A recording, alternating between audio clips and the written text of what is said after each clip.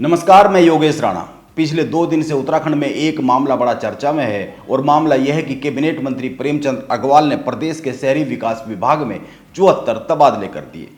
यह विभाग उनके मंत्रालय के अधीन आता है। यह तबादले शनिवार को छुट्टी के दिन किए गए और मुख्यमंत्री पुष्कर सिंह धामी ने रविवार को छुट्टी के दिन इन सारे तबादलों पर रोक लगा दी।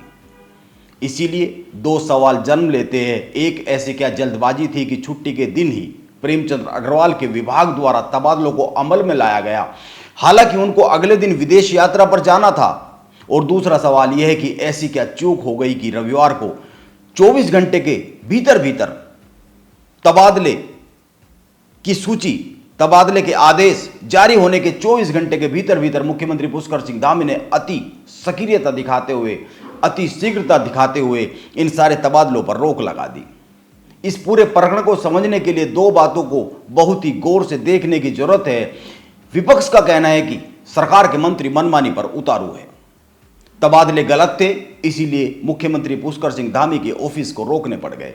जबकि कई लोगों का यह भी कहना है कि मुख्यमंत्री कार्यालय आजकल बहुत ही ज्यादा एक्टिव है, कहीं पर कोई भी खामी नजर आ रही है तो उस पर तुरंत संज्ञान लिया जा रहा है और तुरंत एक्शन लिया जा रहा है। इसे एक अच्छी और पॉजिटिव पहल के तौर पर, एक अच्छे और पॉजिटिव संकेत के तौर पर कई लोग देखकर चल रहे, ये मानकर चल रहे। लेकिन क्या इन दोनों राय के अलावा भी कोई और तथ्य है जिस पर गौर किए जाने की जरूरत है इस पूरे प्रकरण में? आप ध्यान दीजिए, उत्तराखंड में सरकारी कर्मचारियों के लिए एक तबादला एक्ट बना हुआ है।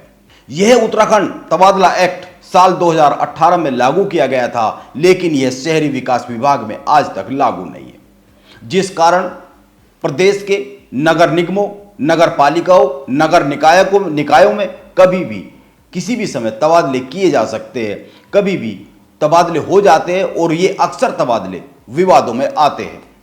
इनके लिए जो नियमावली है, जो तबादला एक्ट है, वो इन विभागों में लागू नहीं है। इसीलिए इस पूरे मामले को 2 नजर से देखने की जरूरत है। एक, उत्तराखंड तबादला एक्ट, और दूसरा, अभी प्रेमचंद अग्रवाल को लेकर पहले ही एक विवाद चल रहा है, वो बड़े चर्चा में है। उनके विधानसभा अध्यक्ष के कार्यकाल के दौरान विधानसभा में की गई नियुक्तियों की जांच करने का काम एक कमेटी कर रही है, जिसे मौजूदा विधानसभा अध्यक्ष रितु खंडूरी ने गठित किया है, जिसकी रिपोर्ट कभी भी आ सकती है। यह इस तरह की चर्चा है। वैसे उनके कार्यकाल की ही जांच नहीं हो रही है, उनसे पहले गोविंद सिंह कुंजवाल के विधानसभा में की गई नियुक्तियां, उनके कार्यकाल की भी जांच हो रही है। वैसे तो माना जा रहा है कि उत्तराखंड गठन से लेकर अब तक के सारे विधानसभा अध्यक्षों के कार्यकाल की नियुक्तियों की जांच की जानी चाहिए। अपने अपने कार्यकाल में उनके द्वारा की गई नियुक्तियों की जांच की जानी चाहिए। इस पर बात भी हो रही है और मौजूदा विधानसभा अध्यक्ष रितु खंडूरी ने कहा भी है कि जांच 2 हिस्सों में की जाएगी, 2 हिस्सों में कराई जाएगी। एक, प्रेमचंद अग्रवाल और गोविंद सिंह कुंजवाल के कार्यकाल की, और एक इसके पहले के जो विधानसभा अध्यक्ष हुए उनके कार्यकाल की। यानी सभी विधानसभा अध्यक्षों के कार्यकाल में हुई नियुक्तियों की जांच कराई जा सकती है। यह बात हो रही है। इन बातों पर गौर करते हुए भी यह ध्यान में रखना चाहिए कि प्रेमचंद अग्रवाल को लेकर पहले से ही मीडिया की नजरें बड़ी चौकस है। ऐसे में यह जो थोक के भाव तबादले हो रहे थे, जैसे ही यह बात मीडिया में आती, जैसे ही तबादले मीडिया में आते, तो सबसे पहले यह सवाल उठता कि प्रेमचंद अग्रवाल के विभाग में उत्तराखंड तबादला एक्ट लागू क्यों नहीं है और वहां पर थोक के भाव तबादले किए कैसे जा रहे हैं बगैर उत्तराखंड तबादला एक्ट को लागू किए हुए, और पिछले 4 साल से लागू नहीं है। यह भी एक बात उठने वाली थी। और फिर जब सब विभागों में है लागू है, तो फिर एक विभाग में ही क्यों लागू नहीं है, यह एक बात है। इसीलिए कुछ लोगों का मानना है कि इन तबादलों के बाद प्रेमचंद अग्रवाल को लेकर एक और नया विवाद की शुरुआत होने की एक गुंजाइश बन रही थी, एक नया विवाद शुरू हो सकता था। और दूसरी बात, यह एक बड़ा सवाल है कि उत्तराखंड में तबादला एक्ट लागू होने के 4 साल बाद भी शहरी विकास विभाग में यह क्यों लागू नहीं हुआ है। इस कारण शहरी विकास विभाग में किए गए तबादले पहले भी विवाद में आते रहे हैं। आप याद कीजिए, साल 2020 में कोविड के दौरान किए गए तबादलों के खिलाफ तो कर्मचारी अदालत चले गए थे। आपको याद होगा, बाद में कर्मचारियों की तैनाती पूर्व की जगह पर ही की गई थी। यह भी ध्यान में रखा जाना चाहिए कि इन तबादलों को लेकर शहरी विकास विभाग के बार बार विवाद होता रहता है और इन तबादलों को रोककर मुख्यमंत्री ऑफिस ने यह संदेश भी दिया है कि सभी विभागों में पॉलिसी एक समान होनी चाहिए।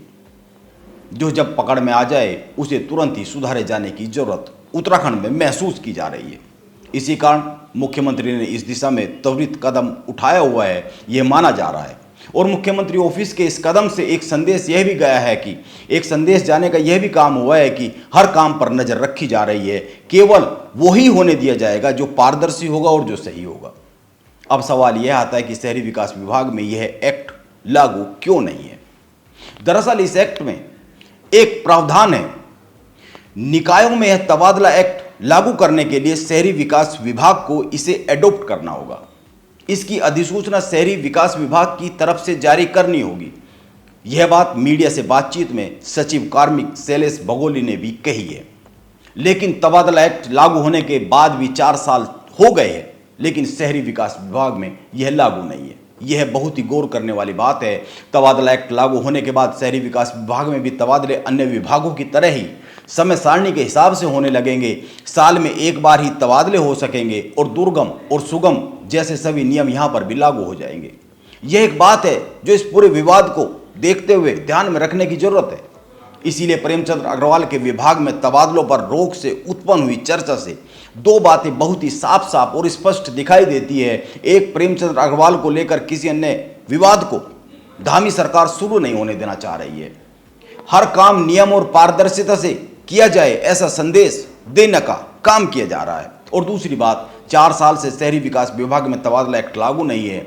यह क्यों लागू नहीं है, यह एक बड़ा सवाल है। और अब क्या यह माना जा सकता है कि जल्द ही उत्तराखंड तबादला एक्ट उत्तराखंड के नगर निकायों, नगर पालिकाओं, नगर निगमों में भी लागू होने की दिशा में कदम बढ़ता हुआ दिख रहा है, क्योंकि यह यहाँ पर लागू नहीं है। इसी के कारण शहरी विकास विभाग में कभी भी तबादले हो जाते हैं और मनमानी के आरोप लगते रहते हैं और वो विवादों में आ जाते हैं।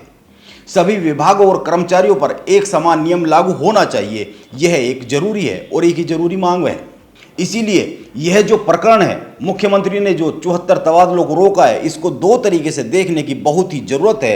एक, प्रेमचंद अग्रवाल उनको लेकर, उनके विधानसभा अध्यक्ष के कार्यकाल में नियुक्तियों को लेकर जल्द ही कमेटी अपनी रिपोर्ट सौंपने वाली है।